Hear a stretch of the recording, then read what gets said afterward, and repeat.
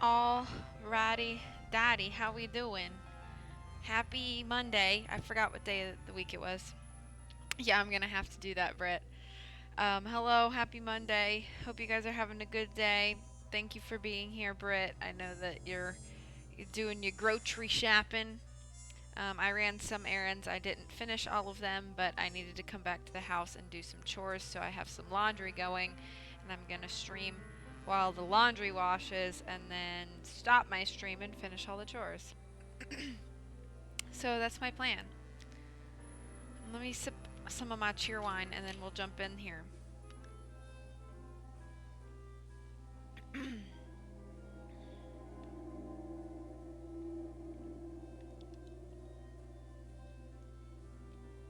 Used a new shampoo, made your hair very soft. Ooh.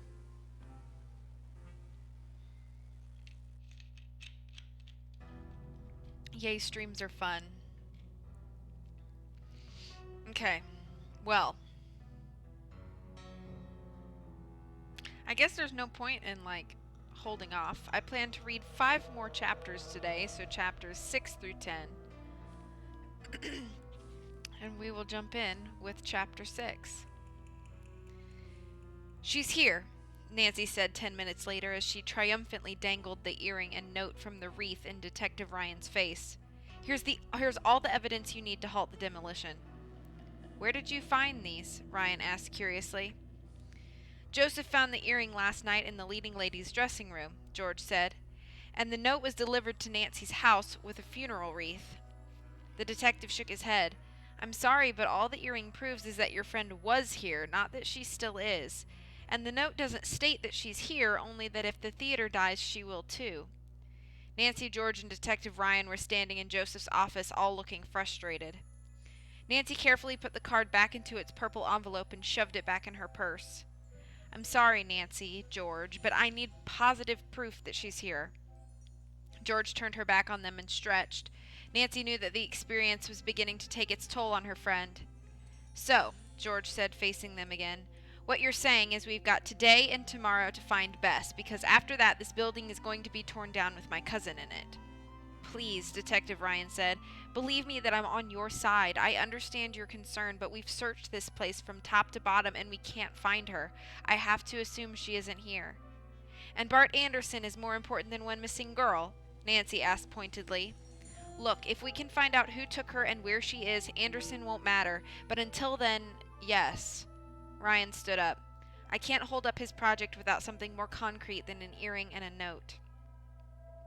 Nancy sank wearily down into the desk chair. But we don't have enough time. We'll find her, Dan. George's voice was determined. And maybe Nicholas will succeed in pulling strings at City Hall to stop the demolition. Nancy, the detective's eyes were kind and full of concern. I really do understand, and I'm sorry. I have to get back downtown now, but I will leave some people here to keep searching for your friend. When Detective Ryan left the office, Nancy turned to George. Okay, she said, we've got to move into high gear. I'm going to try to find out more about Mueller. You learn all you can about Nicholas and keep an eye on him if he comes to the theater. See if he does anything suspicious. Nancy, George began. I know what you're going to say, George, but we can't rule him out. Not yet. George shrugged, and she and Nancy headed out of the office. George left the theater and joined the picketers to begin to ask questions. Judging from the group of fans outside, Nancy figured Brady Armstrong was probably around the theater somewhere. They followed him wherever he went. Brady was the best source of information about Simon Mueller. Nancy found Brady in the auditorium, sitting in one of the front row seats, looking dejected. Hi, Nancy, he said as she walked down the carpeted aisle toward him. Any news? No, I'm afraid not. She sat down next to him. What are you doing here? I came about 2 hours ago. I couldn't sleep thinking about Bess, so I decided to come look for her. He hung his head, and the golden glow from the wall sconces glittered in his dark hair. I feel responsible for what happened to her, he added. If she hadn't been one of my fans, and if she hadn't come to my room just to see me, she wouldn't be missing right now. It's pretty obvious this kidnapper was after me and not her. He let out a long sigh. It wasn't your fault, Brady, Nancy said, but even as she was speaking, she wondered if he really felt that bad. His own agent could be the kidnapper. Was Brady the nice guy that he appeared to be, or was this the image that Simon Mueller had shaped for the public? I just wish that I could do something that would help, he said. Maybe you can, she replied. Would you answer some questions for me? I'll try. His green eyes sparkled eagerly. It's about Simon Mueller. Suddenly the interest in his eyes died and he looked away. What about Simon? He asked distractedly. Nancy took a deep breath. She could tell that this wasn't going to be easy. Do you think he would attempt a kidnapping as a publicity stunt? Why would you think a thing like that? Brady asked defensively. Nancy noticed how uncomfortable the question had made Brady. Because he wasted no good time in making the most of the opportunity. Brady shrugged. Simon's a good agent and manager. He's smart, but that doesn't mean he's a kidnapper. That's true, she admitted. Look, Nancy, I'm not going to say anything bad about Simon. He's one of the best managers in the business, and I'm lucky he took me on as a client. He got me where I am today, and I'm not going to cross him in any way. Brady set his lips in a firm line, obviously resolved not to support Nancy's theory. I understand, Nancy said, sensing Brady's mood and realizing she wasn't going to get any more out of him about Simon Mueller. As though eager to leave, Brady stood and zipped up his leather jacket. If you need anything else, just ask, he said, but his eyes were still guarded. Brady, just one more thing. Don't give Simon too much of the credit for your success. You're a very talented actor. You deserve to be at the top. He smiled and said, Thanks, Nancy, but the more I learn about this business, the more I realize it's more complicated than that. Brady stood up and put his hand on her shoulder. Still, thanks for the good words. He turned and walked up the aisle toward the exit. Nancy sat there for a minute longer, thinking. Out of the corner of her eye, she saw a movement of the stage. One of the red velvet curtains had rustled ever so slightly. Someone had been eavesdropping on their conversation. Quietly, Nancy stood and walked to the front of the auditorium and up the steps to the stage. Straining to hear the sound of footsteps behind the red velvet curtain, she waited. Slowly, she pulled the heavy curtain aside and stepped into the darkness of the stage area. She had the uncomfortable feeling that someone was watching her from the many black shadows. Who's there? She asked, keeping her voice steady. No answer. Nancy felt a prickling along the back of her neck. She turned to leave the stage. She had taken only one step when overhead an enormous light started to fall. Nancy hit the stage floor and covered her head and face with her arms only a second before the light hit. In another second, she felt a shower of glass rain down on her in hundreds of sharp needles. End of chapter 6. Yes, Holland, you can get your chili and slaw back. Let me type.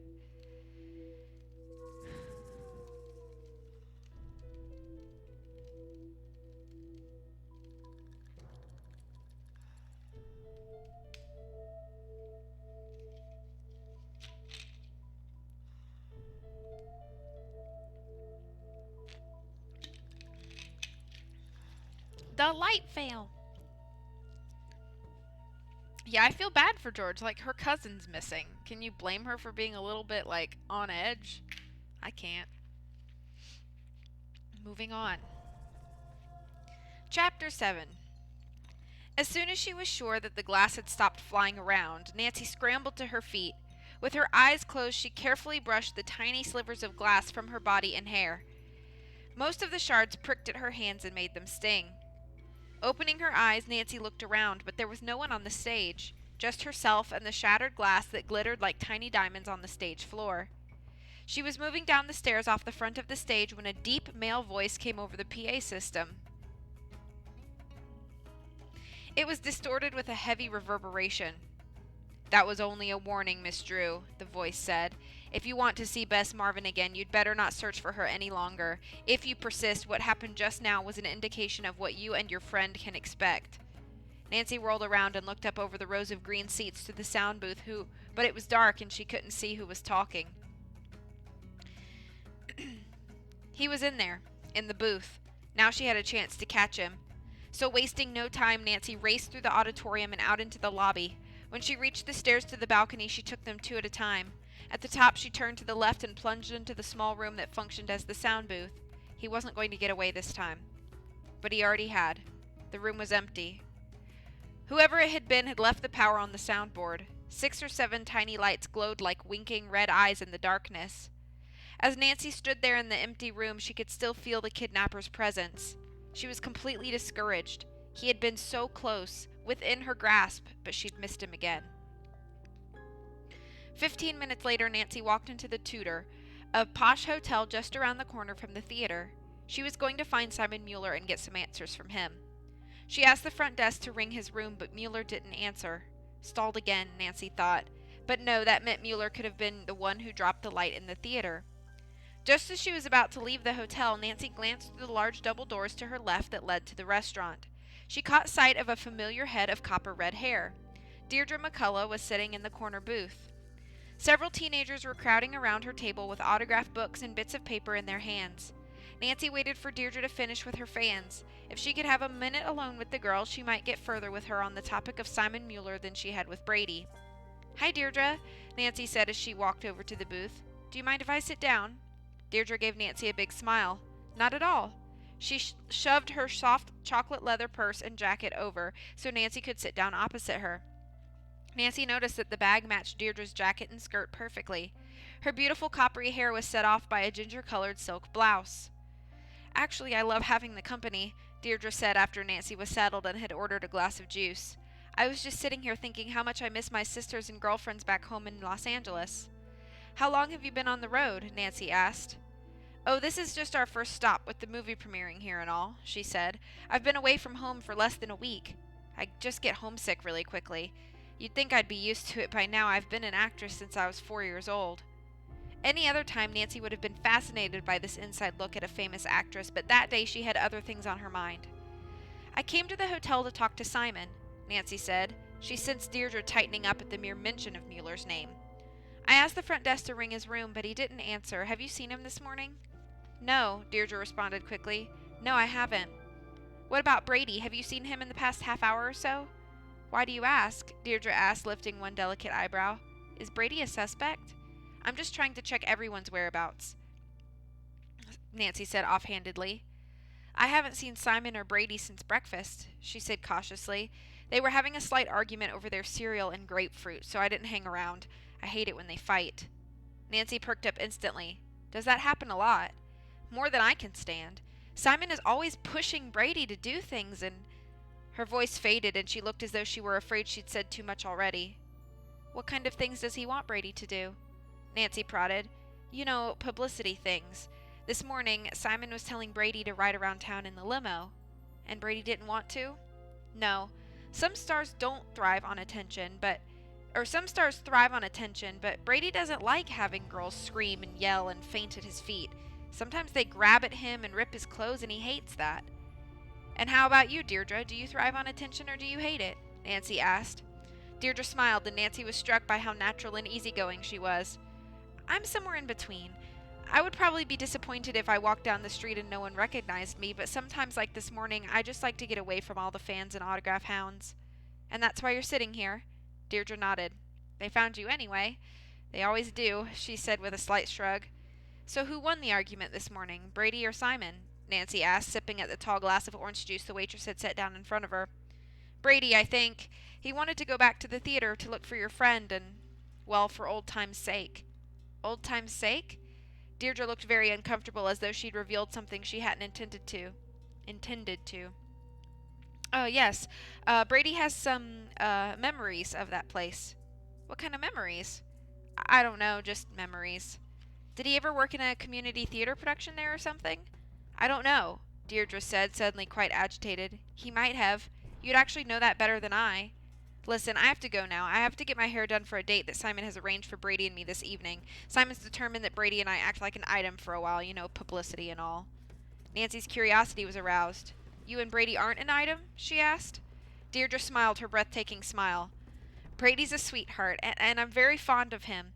But there's this hunk back in L.A. He's the real reason I'm homesick." She stood and draped her purse over her shoulder. "I suppose you'll find out soon enough, but Simon has called a press conference for later this afternoon." "Another one? Why?" "He's going to offer a reward for information leading to the release of your friend," Deirdre sighed. "I'd like to say it's because Simon is such a wonderful human being, but—" "You think it's just another publicity gimmick," Nancy offered. Deirdre hunched her shoulders and shook her head as though she were tired and slightly disgusted. "See you around, Nancy." "Yeah, see ya." As Nancy left the restaurant and walked through the hotel lobby, she realized that the motive for his reward fit in perfectly with everything else she had learned about Simon Mueller. And perhaps the most disturbing bit of information was that Brady Armstrong might have a motive too. He could have worked at the theater. Maybe he loved the old place also, but enough to stop it from being torn down. That's stupid, Drew, she thought. Why would Brady engineer his own kidnapping and then not stop the kidnapper from taking the wrong person? It was impossible. Or was it? As Nancy was about to walk through the large revolving door out of the lobby, she heard her name being paged. Miss Nancy Drew, pick up the courtesy phone, please. She hurried to the white phone on the corner of the lobby. George was on the other end. Nancy, you've got to get to the theater right away. George sounded breathless. What is it, George? We were right all along, Nan. Bess is still in this theater. End of chapter 7. Nancy's always getting attacked by something mostly inanimate. True. Sounds pretty dangerous.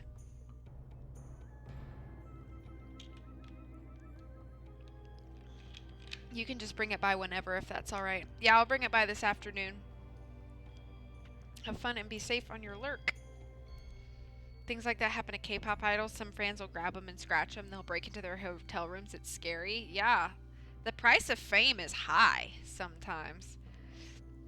Like, it's flattering to be, like, loved like that, but it's, like, the loss of privacy and, like, decency from people is kind of ridiculous. Alright, 2 chapters down.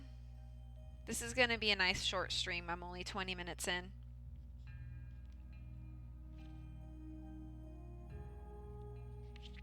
Okay. Chapter 8. What have you found? Meet me in Joseph's office. I'll explain everything when you get here. The sound of a dial tone told Nancy that George had hung up. Nancy wondered what her friend had found. To save time, she entered the theater through a back door and wound her way through the maze of hallways toward the front of the theater. As we walked past the stars' dressing rooms, Nancy thought of the day when she had seen Bess knocking nervously on that door. Bess had looked so pretty in her new dress, and she'd been so excited about the prospect of seeing the boy she had a crush on 4 years earlier. Nancy couldn't bring herself to dwell on it. What happened, happened. All that mattered now was rescuing Bess. As Nancy neared Joseph's office, she heard voices, George's and Joseph's. They were discussing something in very excited tones. Wait till Nancy gets here. She'll be so excited to hear this news, George was saying. Hear what? Nancy asked as she charged into the room. What's up? Joseph and I found the proof we need, George said. Come on. Nancy followed George and Joseph as they led her around the auditorium and down the stairs that led to more dressing rooms. Where are we going? Nancy asked her friend. Joseph and I were looking below the stage. First we heard a tapping noise and then what sounded like someone crying. Bess? Nancy asked.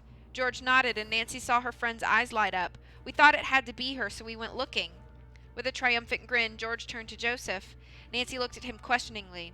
There's a secret doorway here that leads straight into the orchestra pit, he explained. To prove his point, Joseph opened a closet door and pushed a rack full of costumes aside, revealing a small door. Single file, they passed through the narrow door and found themselves facing the open side of the orchestra pit. George led Nancy and Joseph to a row of doors that were parallel to the pit's walls. What are these rooms? Nancy asked as her friend opened one of the doors into a tiny room no larger than 6 feet square.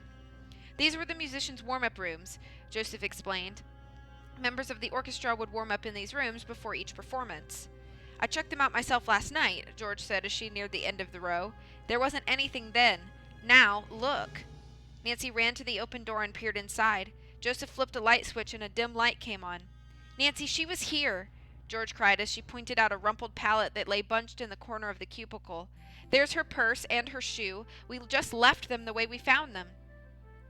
Nancy's heart wrenched as she looked at the pump lying next to the mattress. When she remembered how Bess had complained about those new shoes, she felt like crying, but she fought back her tears as she knelt down on the rumpled pallet.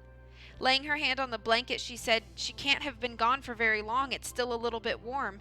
I can't believe we came so close to finding her. Joseph knelt down beside Nancy and placed his hand on her shoulder. At least the kidnapper has been feeding her, he said, pointing to a half-eaten pizza that lay in a box on the floor beside the pallet. Next to the box were 3 empty soda cans. George laughed, but the sound was hollow and bitter. Something's wrong with Bess, she said grimly. Why do you say that? Nancy asked. Because if Bess was her normal self, she would have never left half of that pizza uneaten. It's pepperoni and mushroom. Come on, Nancy said. Let's go to the office and call Detective Ryan. He needs to know about this. Early that evening, the girls were standing in the theater auditorium. After Nancy had called Detective Ryan, he had brought his squad out to search the theater once again. After a grueling 3-hour search, they still hadn't found anything. Finally, the police left, advising the girls to give up and go home. But neither Nancy nor George could pull themselves away. "Why didn't I find Bess when I searched that room yesterday?" George asked as she leaned back against the edge of the stage and massaged her aching back. "I swear she wasn't there then." "I'm sure she wasn't," Nancy answered, stretching out her legs in front of her. "The kidnapper must be moving her constantly. She could be right under our noses and we wouldn't even know it." "Well, we know he moved her just before I went into that room today because the pallet was still slightly warm. I wonder where Simon Mueller and Nicholas Falcone were then." "I was thinking that myself," Nancy replied. "So when I came up to the office to phone the police, I called them too." And neither of them answered his phone. Brady and Deirdre were gone too, not that I suspect them, but I figured it couldn't hurt to check. "It has to be Simon," George said with conviction. "Nicholas and Brady wouldn't do something like this." "I'd like to think so too," Nancy said, "but someone is moving Bess all over this theater, and whoever it is must know the place pretty well." "Simon Mueller doesn't know the building," George said, "so if it is him, he would have to have an accomplice. Joseph told me that Brady worked here in community theater productions in the summers when he was in junior high school. Joseph said that was when Brady first developed an interest in acting." Nancy twisted a lock of her reddish blonde hair around her forefinger. "What if Simon set it up? And Brady, because of his loyalty to Simon, went along with the stunt, never dreaming that anyone else would become involved and hurt by it. By the time Simon grabbed Bess, it would have been too late for Brady to back out," George added. "Exactly. And it would be hard for Brady to come forward now that he's an accessory." "That's all possible," Nancy said, still thinking. "But then, too, it could be Nicholas Falcone. Did you see the way he was looking around this place like someone he loved was about to die? He's very loyal to his grandfather, and he seemed uncomfortable when you questioned him, Nancy." "I noticed," Nancy answered. Her eyes wandered around the auditorium. Then, tensing, she looked carefully at the stage. "What is it?" George whispered. "What do you see?" "Do you remember when I told you about that light that fell?" Nancy said quietly. "Sure." "Well, just before I walked up on that stage, I saw the curtains moving as though someone was eavesdropping on the conversation I was having with Brady." "And?" "Don't look now, but I'm pretty sure I just saw the curtains move again. Keep talking to me." George feigned a yawn. "I'm getting pretty tired," she said loudly. "Do you suppose we should take Detective Ryan's advice and go on home?" Nancy's sharp eyes caught the slightest ripple of movement in the stage-right curtain. "There's someone there for sure," she whispered. Then louder for the listeners' benefit, she added, "We might as well go home and get some sleep. If she was here, we would have found her." "Come on," George said. "Let's go." The girls walked casually in front of the stage and orchestra pit toward the left. "Should we go out the front door?" George asked, projecting her voice. "I think Joseph already locked it. Besides, my car's parked in the alley. Let's take the side exit." Nancy walked over to the side door, opened it, and let it close loudly, hoping the eavesdropper would think they had left. She and George waited several quiet, tense moments beside the door. "I saw the curtain move again," George whispered, her mouth close to Nancy's ear. "Where?" "Over on that far side of the stage." Nancy nodded. "Come on." Silently they crept up the stairs leading to the stage. Their sneakered feet made no sound on the thick, dark green carpeting. They slid behind the red velvet curtain and waited a second for their eyes to adjust. A dark figure slipped behind an old scenery drop, and the girls silently followed, being careful to stay in the shadows. They trailed him through a maze of ladders, curtains, and props left over from the last community theater production. "What's he doing?" George whispered when the figure paused at the foot of a ladder attached to the back wall. "He's climbing up to the catwalk," Nancy said, pointing out the narrow metal grid that was about 4 feet out from the back wall and 40 or 50 feet off the stage floor. "I'll go after him." George was always ready for an athletic challenge. "I'll wait down here and guard the other ladder in case he decides to come down there," Nancy said. She took her position up behind the trunk of a giant prop pine tree. Her heart pounded as she watched the man make his way across the catwalk until he was almost directly over her head. At the other end, almost 50 feet away, George was climbing up after him. They had him trapped, whoever he was. In the darkness, Nancy couldn't identify him. He seemed to be of medium height and build, wearing nondescript dark clothing. He was nimble-footed and seemed at ease as he crossed the narrow suspended walkway. When he reached the other end, almost directly over Nancy's head, he stopped and knelt down. He was working on something. Nancy strained her eyes to see what he was doing, but there wasn't enough light. She scanned the walk looking for George. She had made it almost halfway across. What was she up to? Nancy wondered with a sharp pang of concern. George wasn't going to confront him up there on the catwalk, was she? While Nancy's mind raced, trying to decide what to do next, the man continued to kneel and work.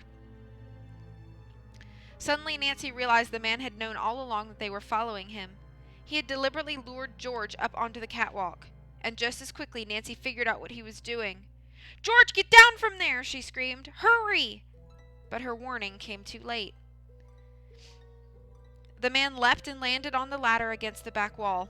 In a flash, he disappeared down the rungs. Nancy watched as the catwalk beneath George's feet trembled as though it were being blown by a strong wind. Nancy heard her friend scream, and as Nancy gazed in horror, the catwalk started to collapse and fall, bringing George down to the concrete floor 40 feet below. End of chapter 8. We don't consider them fans. That's good. I wouldn't eat if I was kidnapped. I'd be too stressed. Amen to that. I wouldn't be able to eat, even if I was hungry.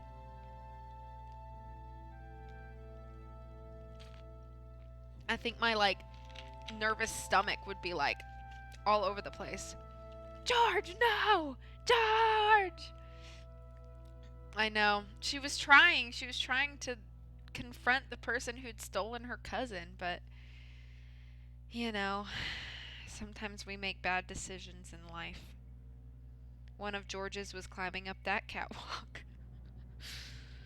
Know what I'm saying?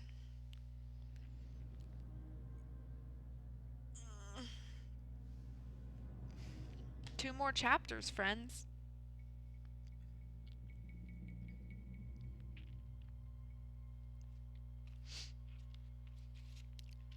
I know. TT. Chapter 9. "George!" Nancy raced across the stage. She saw George thrust out an open hand and grab one of the metal grids as she was tossed off the collapsing bridge. She was dangling by the fingertips of her right hand from the metal catwalk that was bouncing up and down like a diving board. Only one end was bolted to the wall now. Hi, Storm. "I'm barely holding on," George yelled. "I'm slipping. Can you get me down?" Nancy jumped for the end of the walk, which hung above her head, but she couldn't reach it. "What's going on here?" a male voice behind Nancy shouted. From out of nowhere, Nicholas Falcone appeared, Joseph right behind him. "It's George!" Nancy yelled, pointing up at her friend. "She's going to fall." "I'll get her," Nicholas said. He leapt for the end of the walk, and Nancy watched as he pulled himself hand over hand up the dangling catwalk grid. "I'm on my way, kid," he called up to her. "Hang on." When Nicholas reached George, he braced himself well and wrapped an arm tightly around her waist. "Okay, I've got you," he said, "and I'm not going to let go. Reach your hand through here to get a secure hold with both hands." Nancy held her breath as George managed to work her way hand over hand down the sloping walkway. "That's it, George," Nancy said, encouraging her. Nicholas carefully followed her down again. In less than a minute, they were both jumping the last 15 feet to safety. Nancy was waiting for them when they reached the floor. She threw her arms around her friend. "I was worried there for a minute," she said. "Me too." George wiped her forehead with the sleeve of her rugby shirt. When she turned from Nancy to hug her rescuer, Nancy caught a look of gratitude and adoration in George's eyes. "That was a fine job of climbing you did there, son," Joseph said, pounding Nicholas on the back. "You picked a fine time to take a break from the picket line." Then Joseph turned to George. "I'm glad he got you down in one piece, young lady, but I want to know right now what you were doing up there." "We were chasing the kidnapper," Nancy said, coming to George's defense. "The kidnapper?" Nicholas and Joseph exclaimed in unison. "At least that's who we think it was," Nancy added. "We were here in the auditorium and saw some movement behind the curtain. George followed the eavesdropper up the catwalk, but he unbolted it and made one end fall while she was on it." "Sounds like the kidnapper's playing hardball now," Nicholas said, smoothing his dark hair back into place. George watched the gesture with rapt attention, and Nancy sighed to herself. Her friend had liked Nicholas all along, but now she owed him her life. Nancy studied Nicholas as he, George, and Joseph continued to discuss the accident. She knew that she should be grateful to him for saving George's life, and she was, but she couldn't help being suspicious. Although she hadn't got a close look at that shadowy figure, Nicholas was about the right height and weight, and he was wearing dark clothing, too. So he had left the picket line at the right moment, she thought. Could Nicholas have collapsed the catwalk only to risk his own life to rescue George? Maybe it had been his way of throwing suspicion off himself. She couldn't help remembering how nimbly he had moved as he had climbed up to save George. As she watched George gaze up at Nicholas with gratitude shining in her eyes, Nancy knew that if she had any more doubts about Nicholas Falcone, she'd better keep them to herself. When Nancy and George stepped into the Tudor Hotel a little while later, they had no trouble finding Simon Mueller's press conference. He and Brady and Deirdre were in the middle of the hotel lobby, surrounded by at least a dozen reporters and as many photographers. Brady and Deirdre were dressed in evening clothes and made a stunning couple. Brady wore a winter white wool suit that contrasted handsomely with his dark good looks. Deirdre's red hair glistened down her back, glistened against her black beaded gown. Apparently, they were getting ready to go out on the date that Simon had fixed up. Nancy noticed that they were playing their parts well as they looked deeply into each other's eyes. Simon Mueller stood a foot off to the side, merrily chatting, a broad smile on his face. He was obviously pleased with his star's performances. "I'm glad that Bess isn't here to see this," George commented as Brady leaned down and gave Deirdre a quick kiss. "She'd be eating her heart out." "They're only acting," Nancy said. "Deirdre told me this morning she has a boyfriend in Los Angeles. This whole romance thing is Simon's idea." Nancy and George stayed at the back of the crowd and watched as Brady and Deirdre answered questions and signed autographs. Finally, Simon said, "Excuse me, ladies and gentlemen. I hate to interrupt our lovebirds, but we have a serious matter to discuss here." Nancy and George listened while Mueller announced the reward that Brady's studio was offering for Bess's safe return. He played the role of philanthropist to the hilt. "You'd think the money was coming out of his own pocket," George remarked dryly. Nancy didn't answer her. She was watching Simon's movement as he made his way through the crowd. He was a large man, a bit overweight, and while he wasn't clumsy, he didn't move like an athlete either. Nancy just couldn't see him running around on that catwalk. Then Nancy spotted Brenda Carlton, a local River Heights reporter. Brenda was more than a little spoiled and difficult. She and Nancy had locked horns more than once, but Nancy had always tried to be civil to her. "Let's say hello to Brenda," Nancy said, dragging George in her direction. "Why?" George asked, confused. "She's one person I really don't feel like talking to right now." "Because," Nancy explained, "Brenda has eagle eyes, and it's just possible she could give us a lead or two on whether or not Simon and Brady were around the hotel when the kidnapper set up that catwalk trap." "Good thinking, Nan," George said with a smile. Nudging their way through the crowd, Nancy walked over to Brenda. "Hi, Brenda," she said. "Well, hello, Nancy. Hello, George," Brenda said. "It's just awful about your cousin," she continued, trying to sound sympathetic. "I can't believe she still hasn't been found." The idle tapping Brenda was making with her pen on the notebook while she kept an eye on Brady and Deirdre told Nancy how little Brenda really cared about Bess. "Brenda," she said sweetly, "I just got here. Has this media event been going on long?" Brenda shook her head. "No, it just started. It was scheduled to begin almost an hour ago, but Brady was late. He and his agent were out. They just returned to the hotel a few minutes ago and had to rush upstairs to change." Brenda laughed as she gave Brady an admiring glance. "It was the quickest clothes change I've ever seen, from casual to gorgeous in 4 minutes. Nancy looked over at George and their eyes met in a meaningful exchange. "Excuse me," Brenda said, standing on tiptoe to look over Nancy's shoulder at Brady. "You're blocking my view." "I'm sorry," Nancy said. Taking George's arm, Nancy led her to a quiet corner behind some feathery palms that were planted in a marble urn. "So Simon and Brady were out of the hotel when you were dangling from the catwalk," Nancy said. "Interesting." George peered through the palms at Brady, who was putting his arm around an elderly lady's shoulders while the woman's husband took a picture. "Just look at Brady," George said. "I can't believe he'd kidnap Bess or knock a catwalk out from under me. It has to be Simon. Look at him. Would you buy a used car from that man?" Nancy studied Simon through the palm fronds, taking in his prissy, overly neat clothes. "Are you sure it isn't his taste in clothes that you object to?" she teased. "It's his shifty, beady little eyes, but that tie does not help." "Are you two hiding back here?" asked a woman's voice. They turned around to see Brenda Carlton eavesdropping on their conversation. "You'd be surprised what you can find out while lurking behind a palm tree," Nancy said, laughing a little. "Thanks for the tip." Brenda chewed thoughtfully on her pencil. "Tell me, what do you think about this so-called kidnapping attempt?" "You sound as though you don't believe it," Nancy answered carefully. "Well, considering Simon Mueller's track record, it is a little difficult to swallow. The man has cried wolf too many times to be taken seriously by me anymore." "What do you mean?" Nancy asked. "You mean you don't know about Simon Mueller's other kidnappings?" Nancy could see that Brenda was wrestling with her desire to tell her all she knew versus her natural stinginess with information. "I'm surprised you don't know, Nancy. You're always on top of everything." Brady is the third star of Mueller's to have this particular problem. The first was 5 years ago. One of Mueller's young starlets was snatched. 2 days later, she turned up safe and sound with some half-baked story about how she subdued her kidnappers and escaped. Oh, really? Nancy said thoughtfully as she watched Simon whisper something into the ear of a reporter. And last year, Brenda continued, another of Mueller's clients, an old silver screen star who was trying to make a comeback, said that 3 men broke into her home and tried to grab her. The police proved her story was false, but they chalked it up to her age. Brenda fingered the strap on her camera. It gives one cause for doubt, don't you think? Nancy looked over at George, who raised one eyebrow. It certainly does. Well, it looks as though our conference is breaking up, Brenda said as the other reporters began to file out the hotel door. I guess it's off to the typewriter for me. I hope that one of us can solve this case, Nancy. Frankly, I hope it's me. Nancy shook her head as Brenda walked away. Leave it to her to get in the last word. Look, George said, Brady and Deirdre are going to the Palms restaurant. Do you want to ask Brady where he and Simon were earlier? You bet, Nancy answered.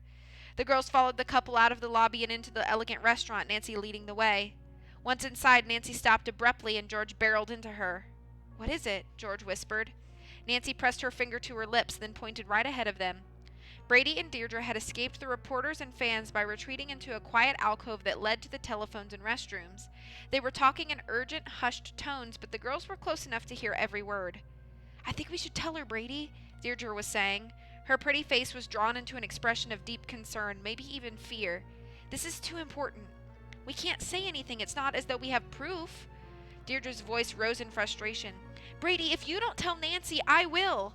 Her whole body was tense, her hands clenched into fists at her side. That girl's life could depend on it. End of chapter 9. Oh boy, there's a lot that's happening. Let me catch up. Dr. Pepper is underrated. Well, I like how you said that, and I'm drinking Cheerwine, which is a different drink, but similar. I do like Dr. Pepper as well. Yeah, I definitely won't be going in 2 hours, but hello and goodbye, Storm. I hope you're having a wonderful day. Happy Monday to you. Hello, Terror. Thank you so much for being here. Thank you for shouting out Storm and Britt. They both deserve it. The Kidnapper. Hi, Stuart. How are you doing? Happy Monday. Cheap Thrills is on the radio. Anyone but Brenda. Hello, Tom. It's been a long time. How are you? It's been like 2 or 3 months, I think, since I've seen you. Hello, hello. My Twitch broke. What did I miss after Brenda? Oh, they were just talking, and Brenda had talked about... Brenda was talking about how other stars that Simon Mueller represented had kidnappings happen around them, and they were always fake. So, throwing some suspicion on Simon.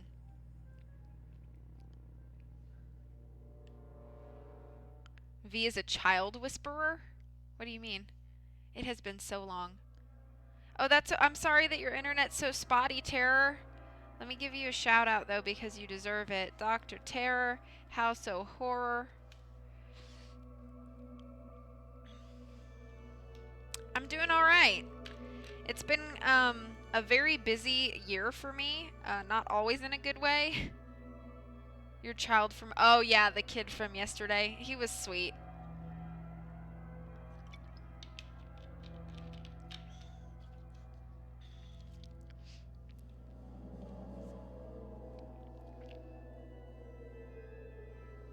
Oh, whoops. I put too many R's. I'm sorry. I was like, what?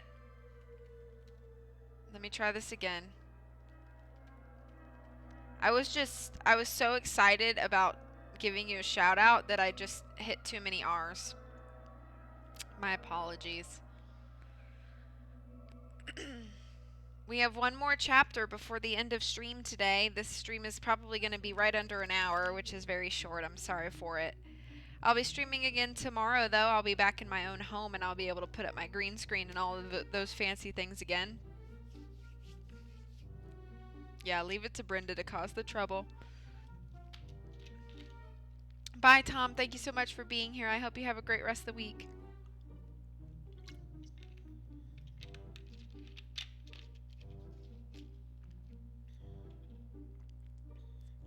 Alright, one more chapter. Here we go.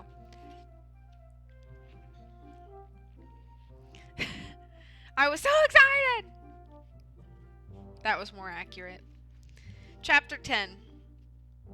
Nancy's heart leapt into her throat. They were talking about Bess. One look at George told Nancy that her friend knew the same thing. She stepped forward between Brady and Deirdre. "What is it, Deirdre?" she asked, glancing from her to Brady and back at Deirdre. "What did you need to tell me?"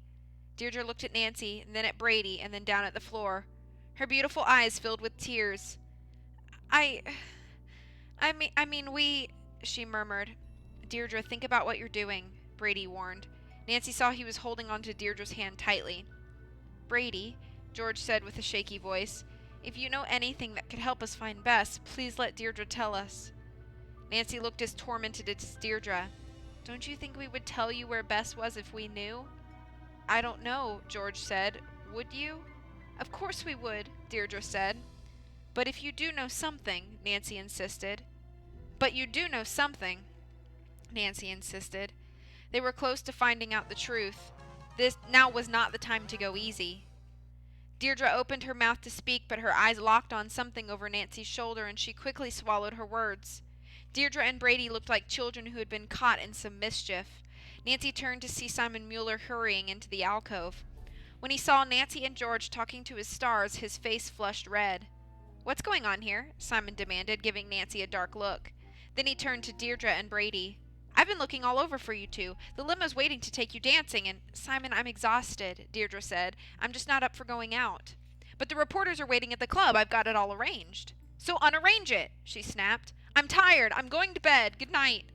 The tears in Deirdre's eyes spilled down her cheeks as she turned and walked out of the restaurant, leaving everyone silent in her wake. "Well," Simon said with a snort, "that's gratitude for you. What got into her?" he asked Brady.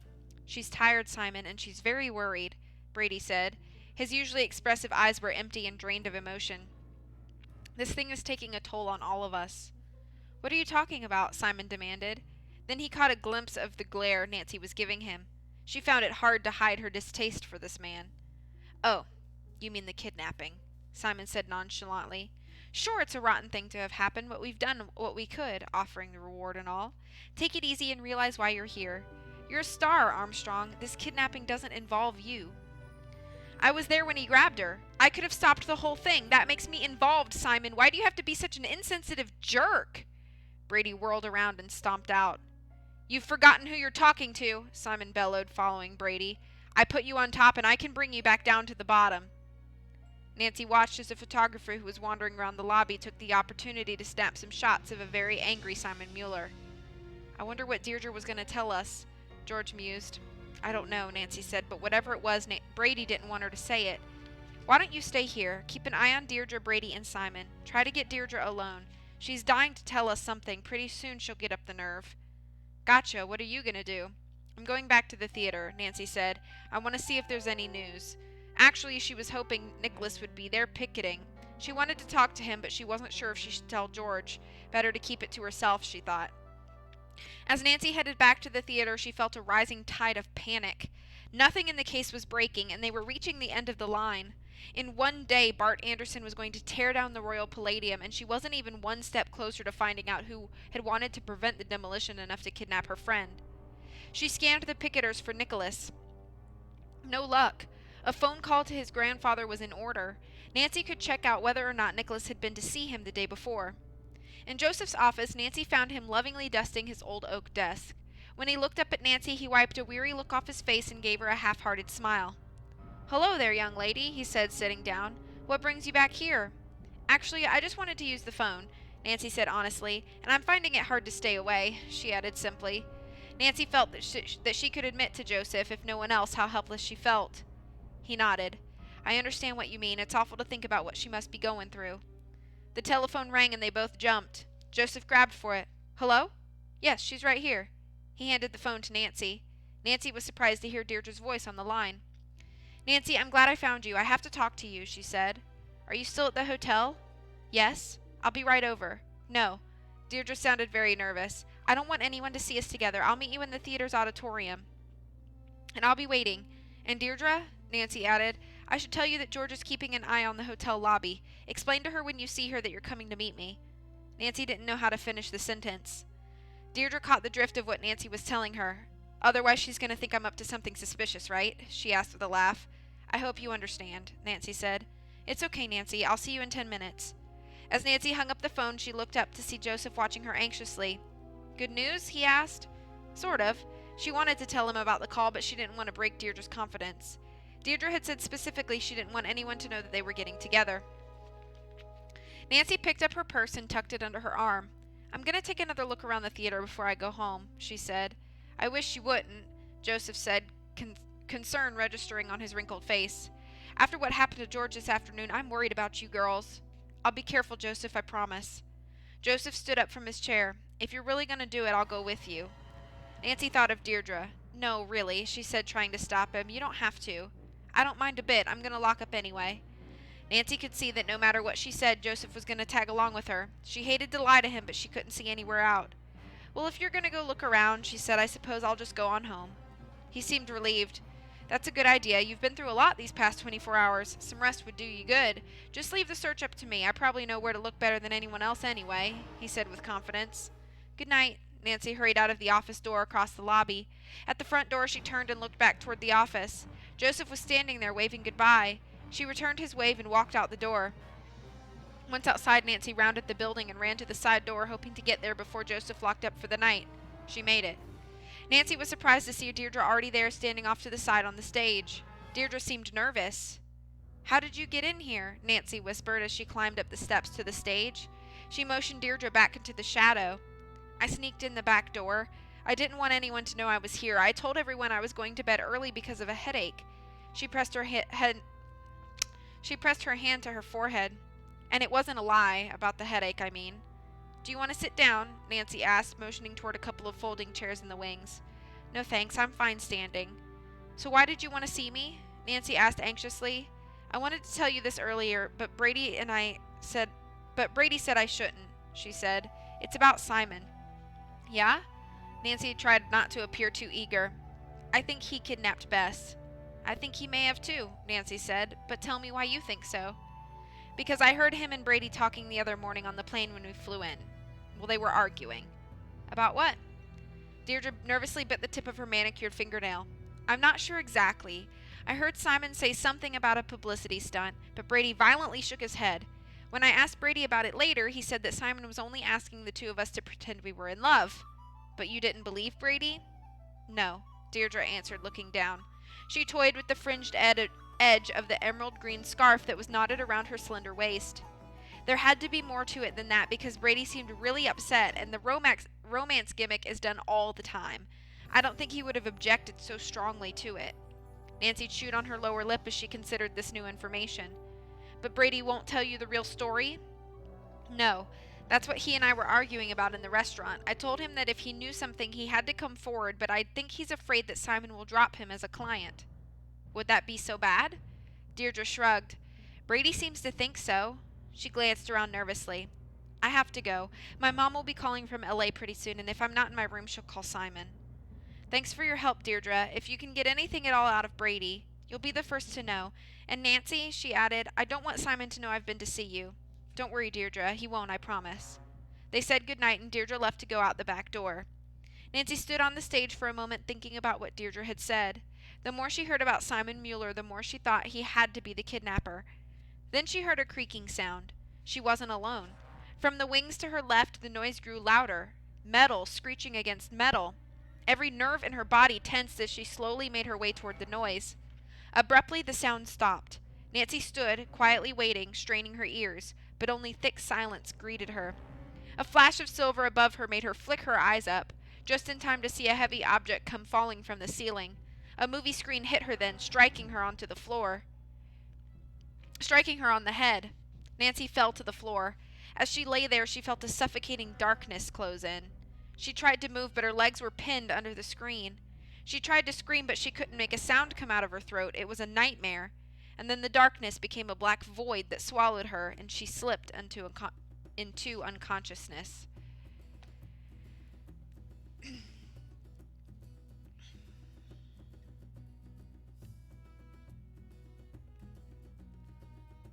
It wasn't forced excitement. I was just trying to do two things at once. Automod has been super weird. I don't even have my Automod on, except for the only thing I have Automod on is to catch swear words as best as it can. It's the only thing I have Automod on for, and so I don't know why it would flag you for poor Deirdre. She pressed her head to her forehead. That's talent. Like this. Super big yikes. Alright, guys. Well, I read through 5 entire chapters in less than an hour. We have 6 more chapters. We have 54 more pages.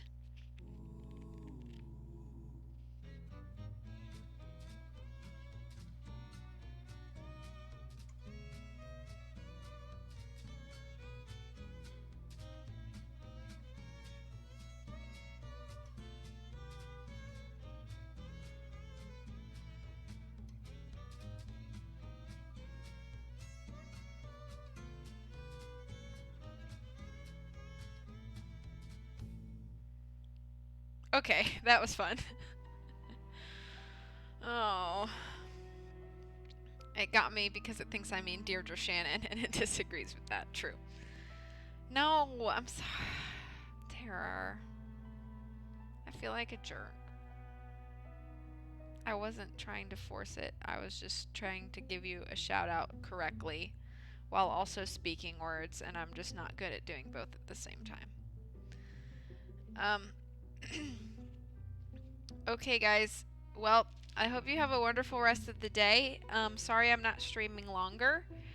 Maybe tonight when I get home, after my friend Jillian gets back in and I relinquish her house back over to her. Oh, you want me to sing? Okay, here we go.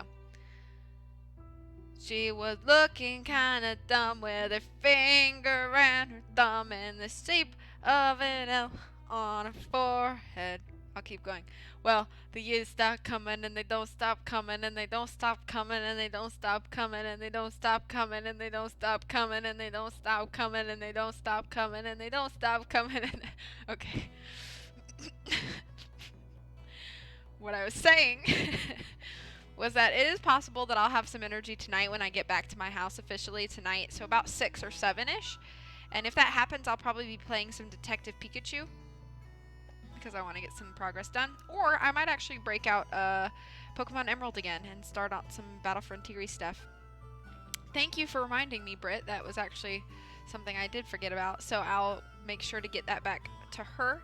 Thank you so much for being here. Thank you to everybody who was here, even just in lurky mode. I hope you guys enjoyed. Again, sorry it's not a super long stream.